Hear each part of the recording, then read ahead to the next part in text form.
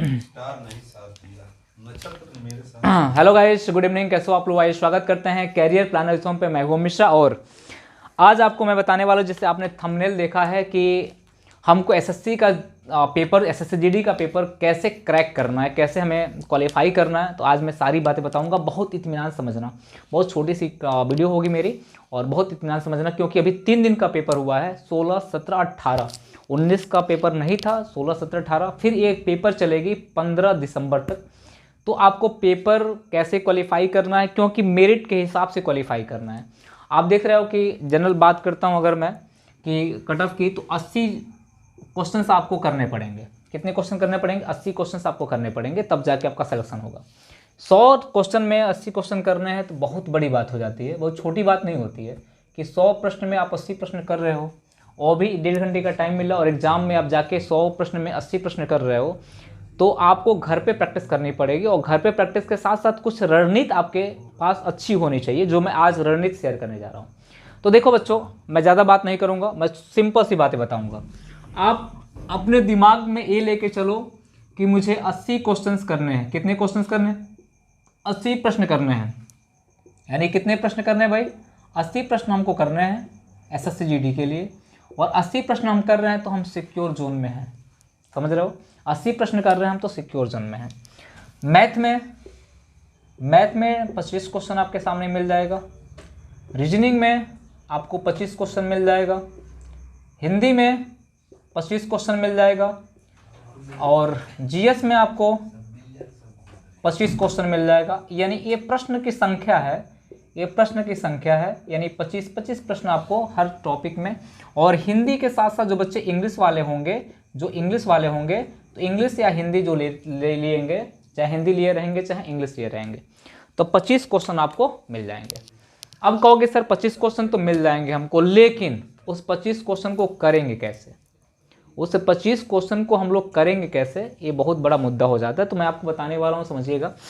देखो बेटा, पहले जब जा रहे हो एसएससी जीडी का पेपर देने के लिए, तो आपके दिमाग में 80 प्रश्न चलना चाहिए कि मुझे 80 प्रश्न करने हैं। उसके लिए आपके पास अगर टाइम है, अगर आपका पेपर 10 दिन बाद, 15 दिन बाद है, टाइम है, तो घर पे कम से कम 10-15 प्रैक्टिस कर पाओ। न कर पा रहे हो तो मेरे चैनल पे रात 10 बजे से प्रैक्टिस चलती है और आप प्रैक्टिस करते रहो। और इतनी कोशिश की जा रही है कि आपको नियर अबाउट सारे क्वेश्चंस मिलाए जाएं, और मिल भी रहा है।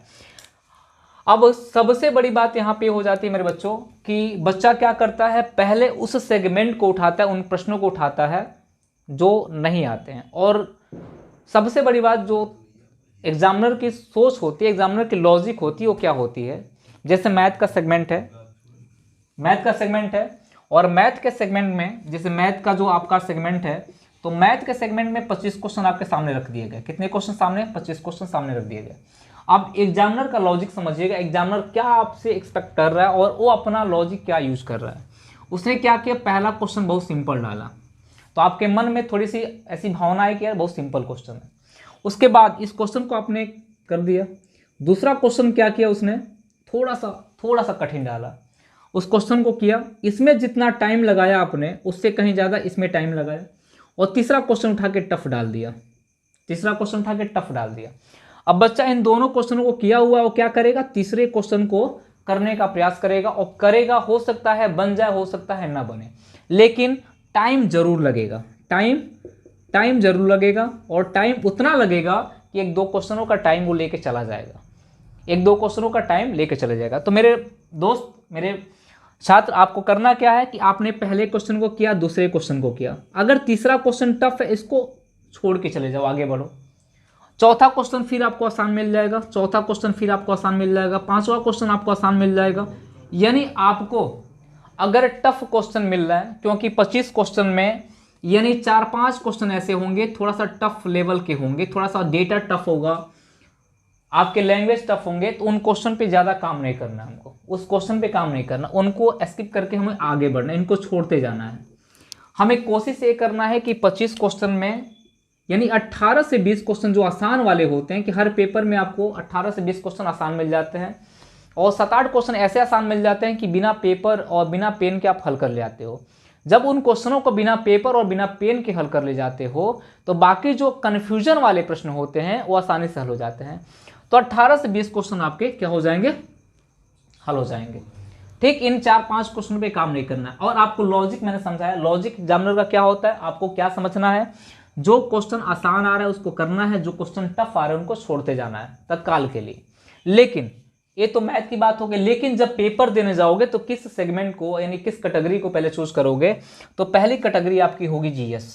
पहली कैटेगरी चूज करोगे वो होगी जीएस, क्योंकि जीएस में भी आपको उतना ही टाइम मिला है जितना हिंदी में, जितना रीजनिंग में, जितना मैथ में, यानी 90 मिनट का टाइम और आपके 4 सेगमेंट है, यानी आप सोच लो कि कितना कितना मिनट का टाइम आपको मिल रहा है, नियर अबाउट 22.5 यानी 22.5 मिनट का टाइम एक टॉपिक पे आपको मिल रहा है, यानी 22.5 मिनट का समय आपको एक टॉपिक पे मिल रहा है, मैथ पे या तो रीजनिंग पे, हिंदी पे या तो जीएस पे।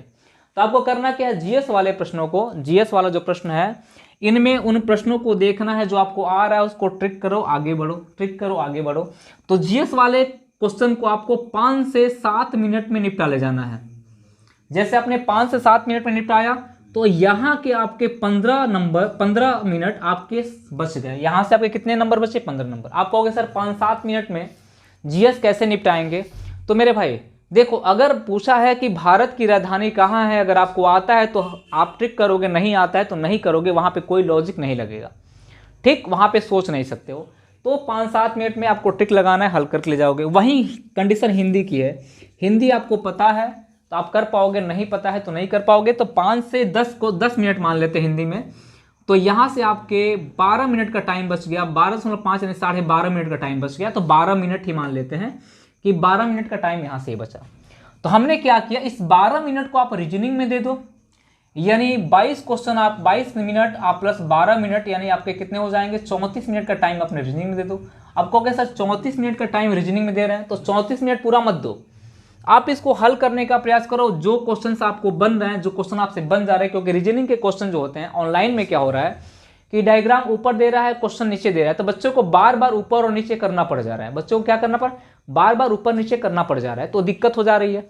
तो मैंने टाइम इसमें सफिशियंट आपको दिया, तो मैंने कहा कि इसमें आप लोग कम से कम 25 मिनट का टाइम दो। 34 मिनट मैंने जोड़ा यहाँ पे, लेकिन 25 मिनट का टाइम दो इसमें 25 क्वेश्चन करने के लिए, और उन्हीं क्वेश्चनों को टच करो जो क्वेश्चन आपसे बन रहे हैं, बाकी उन क्वेश्चनों को छोड़ दो।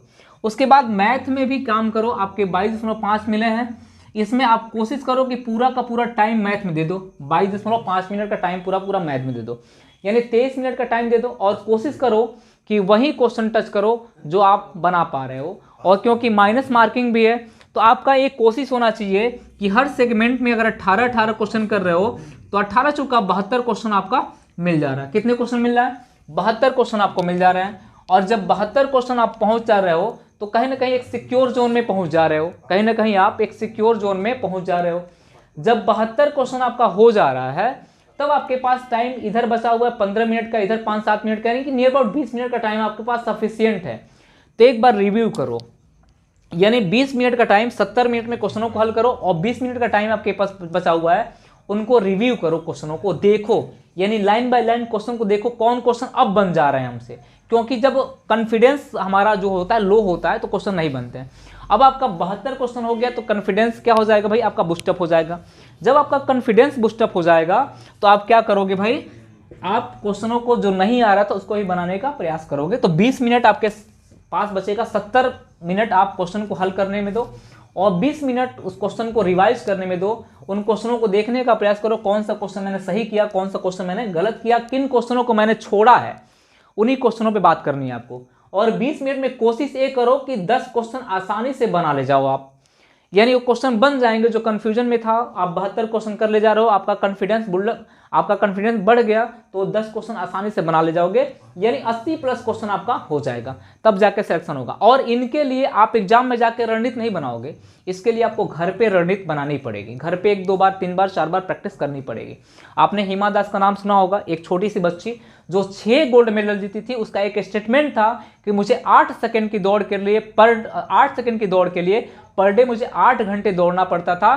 तो सोचो कि उसको 8 सेकंड की दौड़ पूरी करनी थी तो 8 घंटे दौड़ती थी, तो आपको कितना मेहनत करना पड़ेगा, आपको 1.5 घंटे के पेपर में कितना पर डे आपको काम करना पड़ेगा। तो ये सब सारी चीज़ें आप घर पे एक बार अपने आप से करके देखो, 1 बार 2 बार 3 बार, जब तक आपका पेपर नहीं हो रहा है तब तक, तब जाके इसको इम्प्लीमेंट करो कहाँ पे, पेपर में। और पहली बात, जब पेपर देने जाओ तो पूरा का पूरा माइंड को फ्रेश करके जाओ, यानी अच्छी खासी नींदें आपकी होनी चाहिए, 7 8 10 घंटे की नींदें पूरी करो और अच्छे से बिना किसी कन्फ्यूजन के, बिना किसी दबाव के पेपर में जाओ, मुस्कुराते रहो, पेपर देते रहो। मुस्कुराओगे कब, जब कोई आपके पास दबाव नहीं रहेगा, जब आपके पास कोई प्रेशर नहीं रहेगा, जब आपके पास कोई भी ऐसा हेजिटेशन नहीं रहेगा, तब जाके आप मुस्कुराओगे। 2 कंडीशन में लोग मुस्कुराते हैं। पहली कंडीशन में जब या तो उनको क्वेश्चंस नहीं आते हैं, दूसरी कंडीशन में जब उनको क्वेश्चंस सब आते हैं। तो आप दूसरी कंडीशन, जब आपको सब क्वेश्चन आएंगे तब मुस्कुराना, ऐसे मत मुस्कुराना और आसानी से क्वेश्चन को बना ले जाओगे। ऐसे मेरी बातों को थोड़ा सा ध्यान से समझ लेना और ये जो मैंने बताया है एक बार घर पे आप प्रैक्टिस कर लेना इस चीज़ों को, और 100% श्योरिटी है कि आपका सिलेक्शन हो जाएगा, आप अच्छे खासे स्कोर में रहोगे। तो चलिए, अगर आपको ये इन्फॉर्मेशन अच्छी लगी है तो आप वीडियो को लाइक ज़रूर कर देना, और मन करेगा तो करना, ज़बरदस्ती नहीं है। और चैनल को सब्सक्राइब नहीं किया तो सब्सक्राइब कर देना और लाइक शेयर कमेंट करते रहना। धन्यवाद।